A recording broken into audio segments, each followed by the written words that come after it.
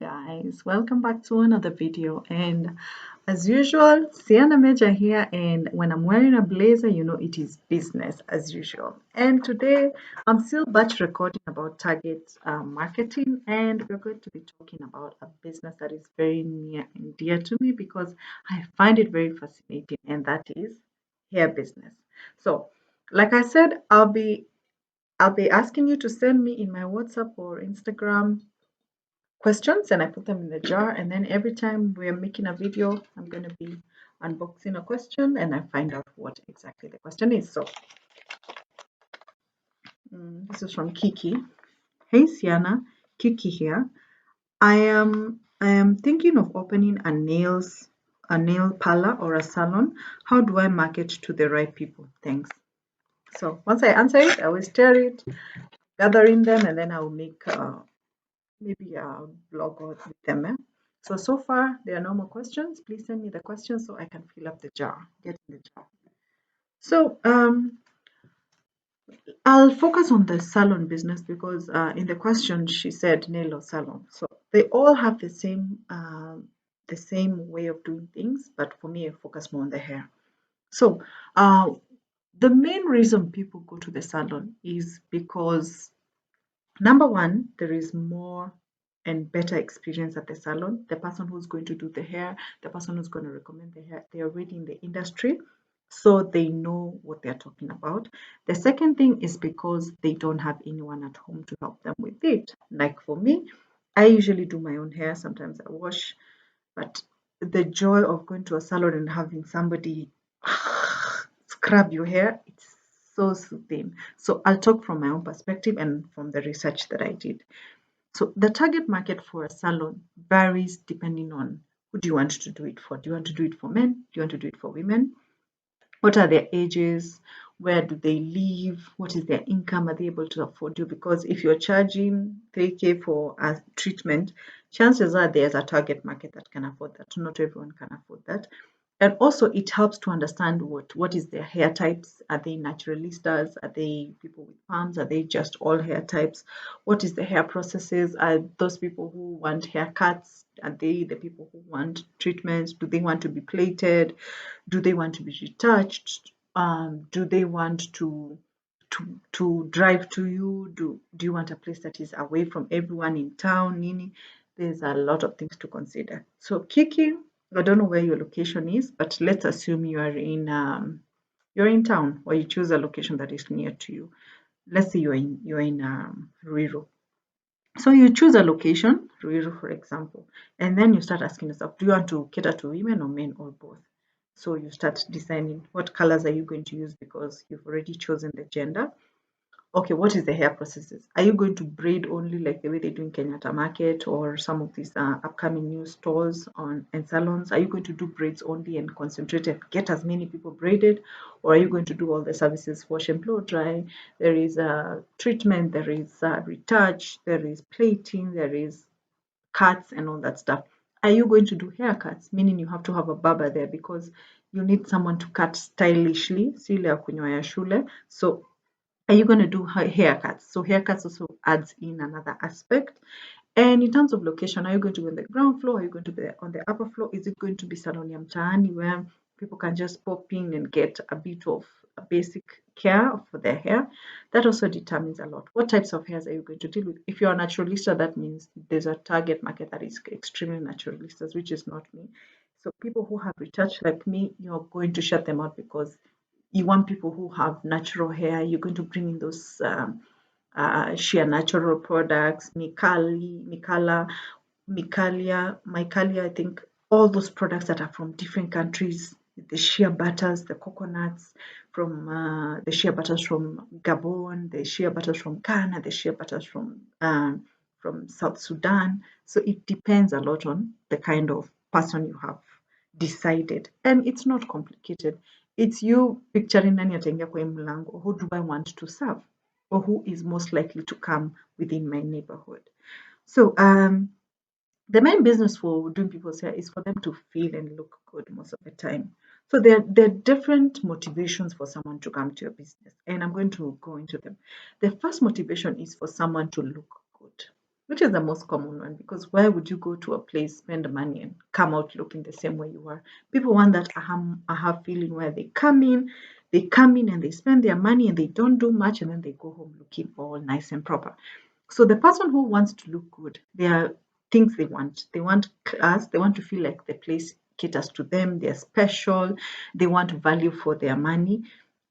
And such people usually want you to add on something, like you can have coffee there, you can have kamajimoto too, you can have a boiler there, even if you're in the lower levels or lower locations. Like you can offer basic things. You can have candy there, buy sweetie KSL, there too. Because when people are in the salon and they're not talking, their mouth might. So have candy there, have biscuits people can buy. People usually go to salons, they spend 6 hours. And I'm imagining this person wants now to leave and go look for food. Have someone in the shop who collect, do you need anything from the shop? And you can go buy it for them because there's usually shops nearby.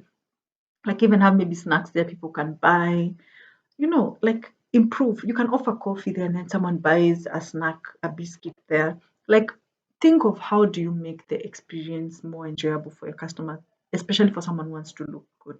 You can also create like a small space, even buy a small wallpaper and then put the paper there, and then someone who ametengeneza nyoni, you're like, oh, can I take a picture of you? You look good. Can I do Instagram post for you? You edit for them like a nice picture and send it to their WhatsApp with your logo down there.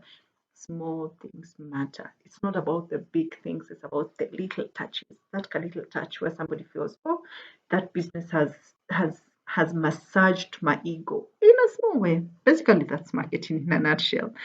And then we go to the second category. These are people who want certain hairstyles. Now, these are the people who have researched and they have they want maybe to get a perm. Like for example, the people who just do braiding. If you want braiding, you'll not likely go to Riru. You'll probably go to Kenyatta Market because those guys have set themselves apart over the years that they braid well and they braid fast, and there's a lot of people, so less time.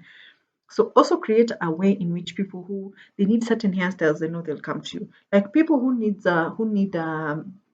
things like what hair add-ons, people who need extensions, people who need a lot of hair added to their natural hair, like such people, they will likely go to you because you offer the best. If you offer palms, offer the best palms. So mtu anajua, if I want my hair retouched, the best place to go to is this person, either because they use the best perfume, either shampoo rather, they use the best shampoo. They also have products that have nice smells. They smell very nice, and when you leave there, your hair is bouncy. They are not very rough with the heat. Their equipment they're using there is very, very normal but good quality. And these people, they really like to get information about what changes they can make. They want to try something new. Maybe like someone like me, I want to do a pixie haircut. Like if I want to change a hairstyle, I would want to have a hairstylist who gives me options. They're like, oh, because of the shape of your head, these are the styles that are recommended in the fashion industry. Like don't do red, don't do blonde, black will look good on you, it will make you look healthier. Like such kind of information, and it's free on the internet. There are so many stylists, there's so many people who talk about hair online. You just watch 20 YouTube videos and you become a professional to your customers. And as long as you have that passion, it will be very easy. And when you give your customers option, it helps them to trust you more and to spend without even feeling the pinch, and they will always recommend you. And remember, when a woman loves a certain salon, she will tell her sisters, she will tell her friends, she will tell her mother, she will tell her daughter. It will become like a ripple effect. People will come because of generations uh, of of trust in you, and you've been consistent with your quality of work. I hope this is helping. The other type is the people who are going for big events. Now, these are people who are going for either graduation, someone who's going for a wedding, someone who's going for an interview, and they want to get something done. They want something to be wrapped up. They're going for a wedding. They want something they can even add extension on the side. Someone who their child is going for a wedding, so they want to look nice among the mothers-in-law. So they have this, they want to spend, they have the budget first of all for it, and they want to know that you're reliable. And mostly people will usually go to people they already know or they already have reviews. So if you have reviews, like online, people are like, oh, this, I love my hair, it has stayed for 1 week. Oh, my wedding was so beautiful, the hair stood, I was rained on, but the hair stood the times, it was not hard to maintain, or I went on my honeymoon with the hairstyle and it stuck. Like reviews are very important for this category of customers because they want to look the absolute best, and they want to know that you are capable of doing it, because they, number one, they don't have the time to waste. Number two, they need big results with little investment. So make sure you're getting reviews in order to get the people who have events coming up, especially brides. So the next category is special needs hair. These are people who have sensitive scalp, people who have a lot of dandruff. And it's not because they're dirty, it's because maybe there's a skin condition. Some people have hair that is natural, so naturalistas fall in this category. The hair is special, whereby there's 4Cs, G4B. There's so many types of hair types, and you are in Rio and there are Indians in the area, and nobody caters to them. So that is special needs hair because it's not the normal one you're used to.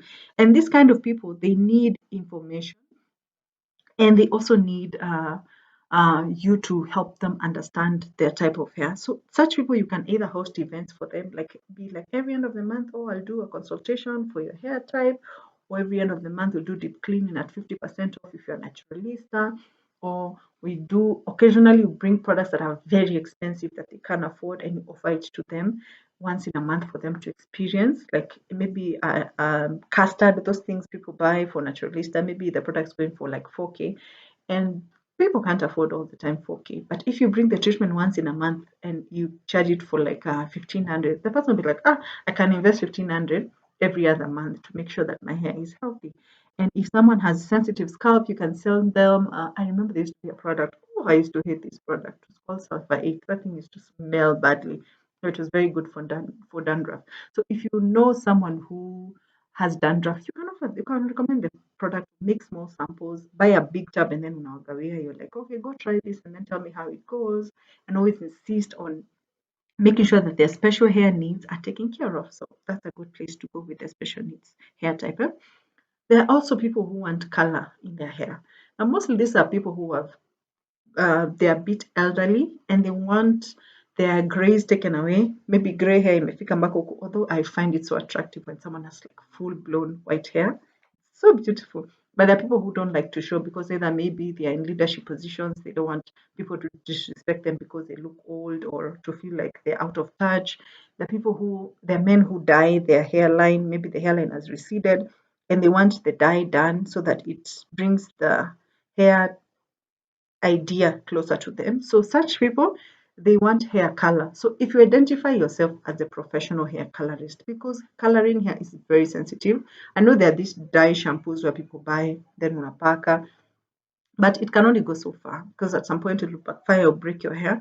But if you find someone who's a professional colorist and then they they sell on you on how using their color, they've transformed hair, they can do strips, they have equipment that inapitisha the nywele in between and then they can do strips, and sometimes that foil, you see someone with the foil, they do color.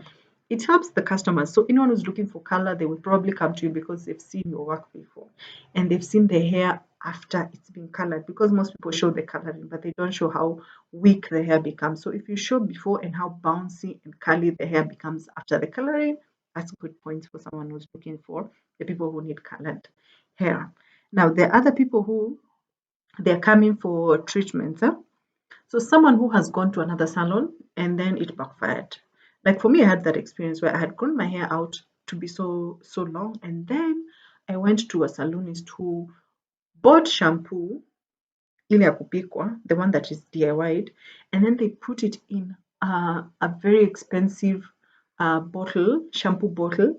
And every time they used to wash my hair, I used to feel the smell when they bought that product. The smell was so pungent, it was so nice and so strong. It was so strong and nice. And then now this one is very pungent and very strong, and una feel too like it's harsh. But you can't question a salonist. You can't be like, oh, you sometimes you assume to like, okay, maybe the product has changed.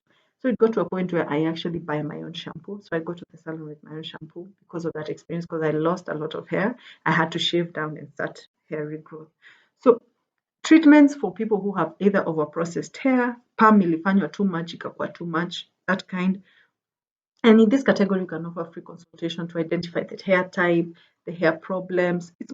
This one is mostly for treatments to recover lost hair.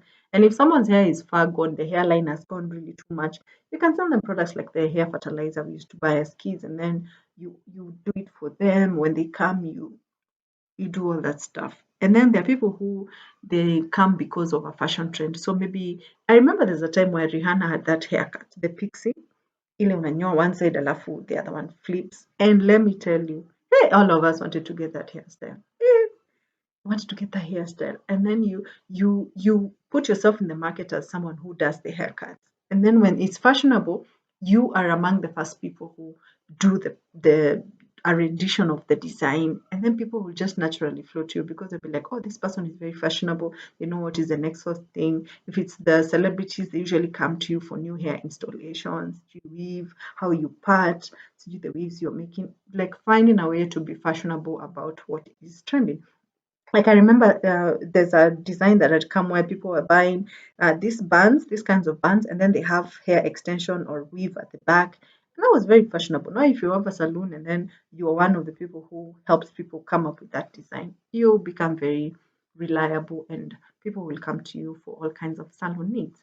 Now, the the the people who are going to be in the salon, they need to know that you are looking out for them and the products which you can sell in the salon. Now, for me, I usually trust salons which also have products they recommend. And one salon that I've gone to that has done this, and shout out to my homie Tony Iro. Tony Iro, I knew him when he was starting his product line, and the reason why he created most.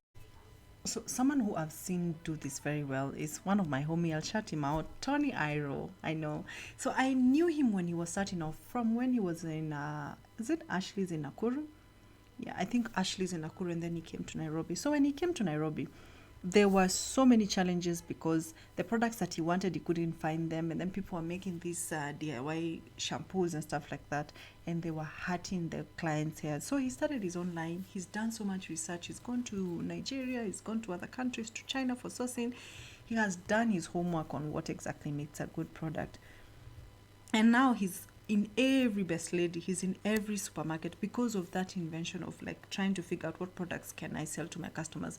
And you can make good money by selling products because I don't get the point of you do my hair and then you're like, oh, you need to buy this sleeping cap, unahitaji kubuy bonnet, and then I have to go to River Road from your shop in Ruiru.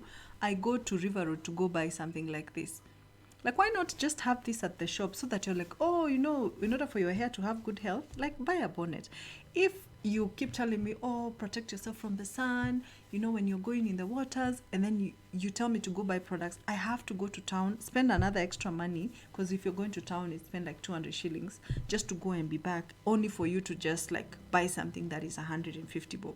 Like, why not have them in the shop? There's so many products. Like, these are products which I usually get from online shops, like such attachments for like blow dries, such things, like even this, like what are they called? I don't know what they're called because I'm not in the salon industry. For like curling your hair, shampoo brushes which you can use in the shower. You can usually wash yourself, you put shampoo and then you scrub yourself. Like these kind of products are very interesting, and something that if you're a salon owner, I'm going to tip you, if you can be able to bring these towels. These are towels, how will I show you? These are towels which you can use for drying hair at home, and they usually have a button. They're not sold in the shop, they are sold mostly in Gikomba. So for me, I got mine from Gikomba. When there, it was going for like 30 bob. Like, if you're a salon owner, go to Gikomba, buy these things, deep clean them. Deep clean. I mean deep clean. For me, I prefer white because you can easily bleach them. So deep clean such things, put them in your shop, sell them for like 300 bob. Someone will buy, because getting a towel in the house that is hair friendly to dry your hair when you're washing it from home is not easy. And also there are some tools which you can stock, like the hair cap, this one, the ones which you plug in and then it's basically caters to your treatment, shower cups, like such things. It's going out of your way to make sure that your customer finds everything in one roof. And it is not easy, but it's doable, because how do you sustain your business without actually going all the way?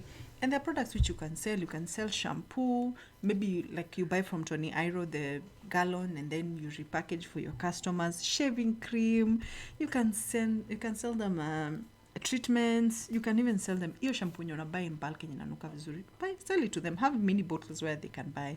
You can even sell them brushes for their hair, for their baby hairs, instead of people using toothbrushes. You can sell them hair bands, you can sell them braids, you can sell them, even there's some perfumes that are for hair to help your hair smell nicely, and you can sell them so many things. You can even sell them dye, home dye, to take to their hubbies and to help with that, and also razors for like removing eyelashes, anything that is hair removal or hair related. You can sell it at your shop, and you don't need a big space. You can even do like a shelf.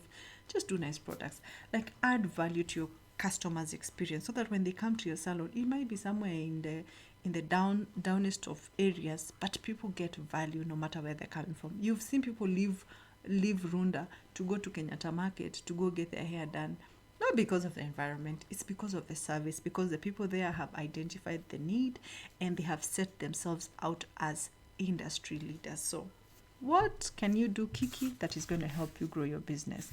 And in the video to come, I will talk about the nail business, because you asked to the nail and the and the hair. So I talked about the hair in this video, so watch out for the nail one. See you in the next video. Bye. Subscribe, by the way.